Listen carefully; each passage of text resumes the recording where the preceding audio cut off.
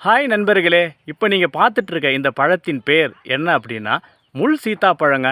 இந்த பழம் நம்ம சாப்பிட்டுட்ருக்க அந்த சீத்தாப்பழம் இருக்குது இல்லைங்களா, அந்த சீத்தாப்பழத்தோடைய சுவையில் ஒரு சின்ன மாற்றம் இருக்கும்.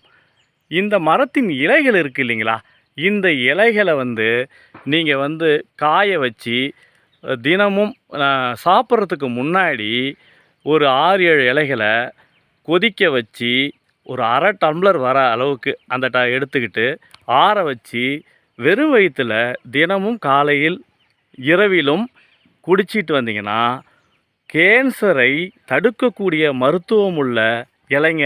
இந்த இலை கேன்சர் வந்தவங்களுக்கும் இது பயன்படும், கேன்சர் வராதவங்களுக்கு இது வராத தடுக்கக்கூடிய ஒரு மருத்துவம் உள்ள இலைங்க இது. அது மட்டுமல்ல, கேன்சர் வந்தவங்களுக்கு பரவ விடாமல் பார்த்து கொள்ளும் அளவுக்கு சக்தி வாழ்ந்த இலைங்க இந்த இலை.